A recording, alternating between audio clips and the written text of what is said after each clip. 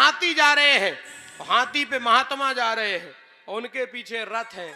रथ में लगाम पकड़नी पड़ती है, आगे देखो पीछे देखो दाएं देखो बाएं देखो। मतलब हाथी है वो तो गांव के बाहर से निकल जाएगा, और जो रथ वाले हैं, मतलब रथ वाले मतलब महात्मा तो हाथी भी जा रहे, रथ में कौन जा रही है? घर गृहस्थी वाले, गृहस्थ लोग। गृहस्थ लोगों गृह कारज नाना जंजाल आते अति दुर्गम शैल विशाला। घर के कारज हमारे तमाम होते हैं, उसमें तो महात्मा तो चाहे कैसे भी निकल जाए, चाहे कभी भी कहीं भी चल दे। घर वाले को सब जिम्मेदारी होती। मान लो लड़का के देखने, बिटिया की पढ़ाई, लड़का के पेपर, बिटिया बीमार, लड़का बीमार, काम धंधा सब देखना, आगे देखो पीछे देखो। बीच बाजार से निकलेगा, अब कोई मान लो भिंड जाए, कोई तो बीच बाजार से निकलेगा, कोई बाईपास निकल जाए, बाईपास वाला तो सीधा पहुंच जाएगा ग्वालियर रोड पे, और जो भीतर से जाएगा वो ठिलिया वाला, रिक्शा वाला, ऑटो वाला, सब देखना पड़ेगा। वो आराम से गाड़ी चलेगी, एकदम भाग नहीं सकती ना, उसमें तो लगाम पकड़ के रखना पड़ेगा ना। आगे देखो पीछे देखो दाएं देखो बाएं देखो, आजकल ऊपर भी देखो, ऊपर भी देखो। एक बार एक आदमी जा रहा था, एक लोग नीचे से जा रहे थे, ऊपर से एक आदमी ने थूक दिया। उसने कहा भाई साहब आप नीचे देख करके नहीं थूक सकते थे? वो कह रहा था तुम ऊपर देखकर नहीं चल सकते थे?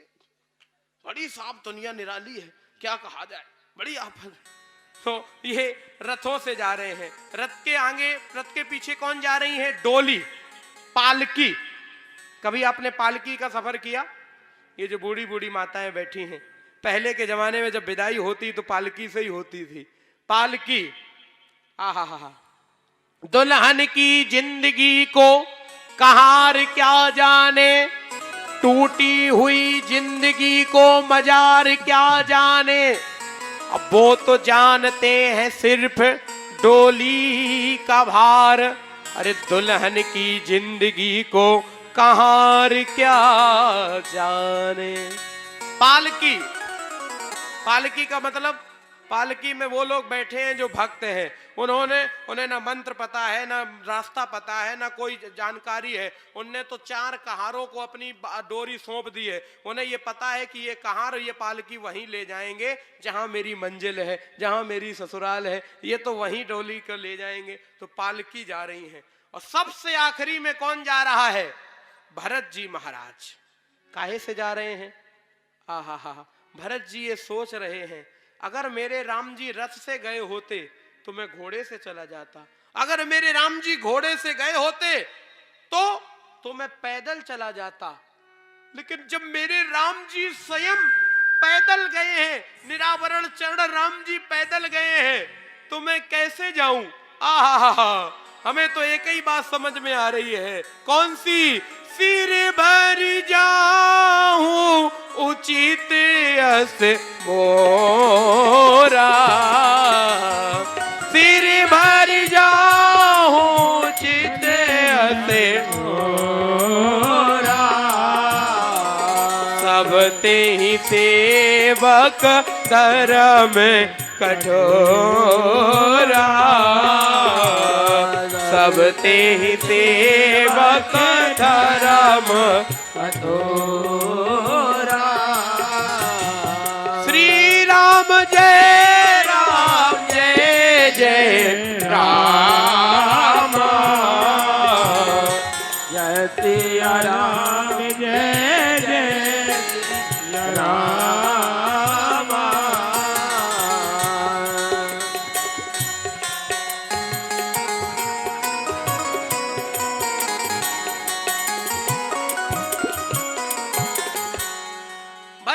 गिरते पड़ते चले जा रहे हैं। कौशल्या अम्मा से किसी ने कह दिया, माँ भरत जी गिरते पड़ते चले आ रहे हैं, पूरे शरीर में कांटे लग गए हैं और गिरते पड़ते चले आ रहे हैं। कौशल्या अम्मा तुरंत गई, भरत समीप राख निज डोली, राम मात असबानी बोली। क्या भरत जी, तत्काल तुम रथ पर बैठ जाओ। माँ मेरे प्रभु पैदल गए हैं, मैं रथ पर कैसे जा सकता हूं? कौशल्या अम्मा कहने लगी, भरत तुम एक बात याद रखना, जितने कांटे तुम्हारे पैरों में लगेंगे ना, उतने ही छाले राम के हृदय में पड़े होंगे। तुम चित्रकूट में देख लेना, राम तुम्हें इतना प्रेम करता है, उतने ही छाले राम के हृदय में पड़े होंगे। प्रथम वास तमसा भयऊ दूसर सुरसरी तीर, भरत तीसरे पहर को कीन प्रवेश प्रयाग। भरत जी प्रयागराज पहुंच गए। आप लोग गए कभी प्रयागराज? संगम को देखा कभी? आपने कभी अशोक के किले के पास से देखा हो तो आप सामने देख सकते हैं, नीली नीली धारा यमुना जी की अलग दिखाई पड़ेगी और धवल धारा गंगा जी की अलग दिखाई पड़ेगी। बोलो दर्शन किया कि नहीं किया? किया। आप लोगों ने संगम में दर्शन किया होगा, लेकिन भरत जी जैसे दर्शन आप लोगों को किसी को नहीं हुए होंगे। जब भरत जी ने नीली नीली धारा यमुना मैया की देखी तो भरत जी को क्या लगा? नीलांबुज श्यामल को मलांगम, और ऐसा लगा जैसे राम जी से भेंट हो रही हो। और जब धवल धारा गंगा की देखी तो क्या लगा? सीता समारो पितुबाम भागम। और भरत जी आज हाथ जोड़ करके प्रयागराज के सामने खड़े हो गए। हे प्रयागराज, मैं क्षत्रिय हूं और रघुवंशी क्षत्रिय हूं। आज तक कोई क्षत्रिय तुम्हारे दरवाजे पर कुछ मांगने नहीं आया होगा, हर क्षत्रिय ने यहां आकर के दिया होगा, लेकिन मैं तुमसे कुछ मांगने आया हूं। आरत का न करई कुकर्मो, मांगऊं भीख त्याग निज धर्म। ए प्रयागराज, मैं तुमसे भीख मांगता हूं। और भीख में क्या मांगा? लोग कहे गुरु साहिब द्रोही, जाने राम कुटिल कर मोही। लोग हमें गुरु और साहिब का द्रोही कहे और राम जी हमें कुटिल समझे, क्रूर समझे, लेकिन हे प्रयागराज, मैं तुमसे मांगता हूं क्या?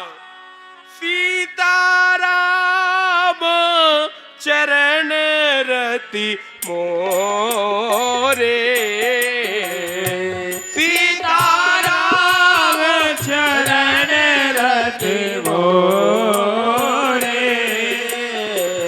अनुदिन बड़ा हो अनुग्रह तोरे,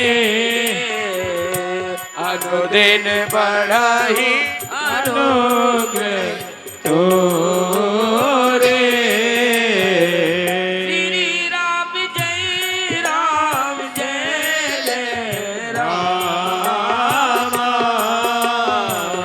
जय सिया राम, जय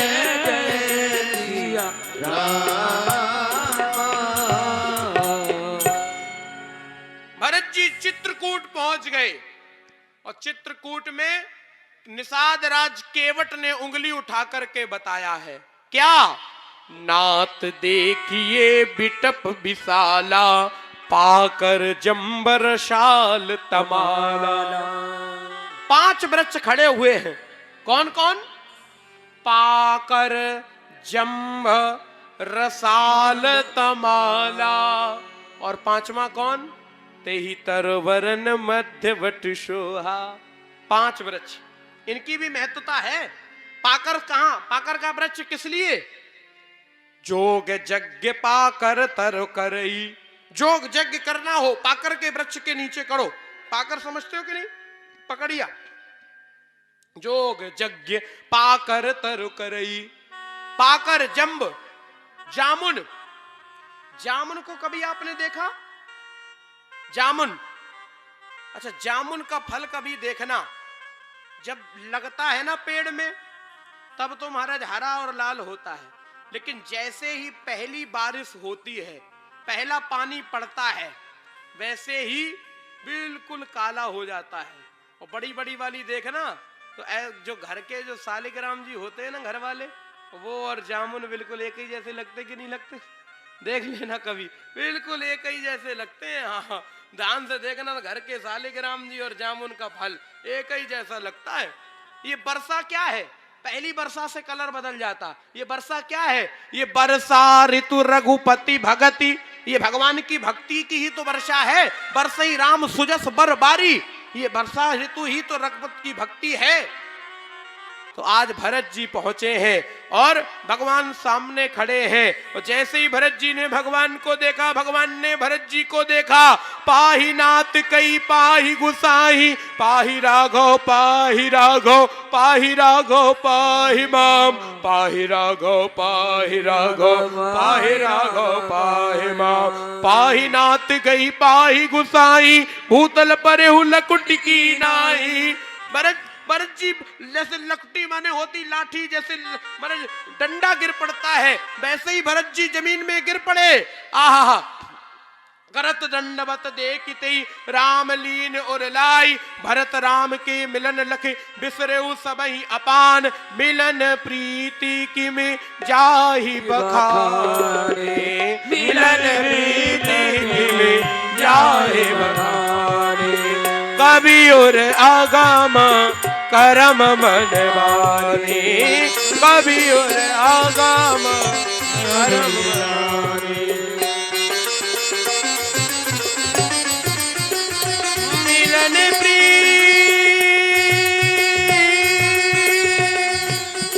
मिलन प्रीति की में जाई बखानी,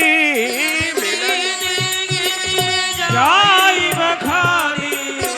कवि और आगम करम मनवानी, कवि और आगम करम मनवानी।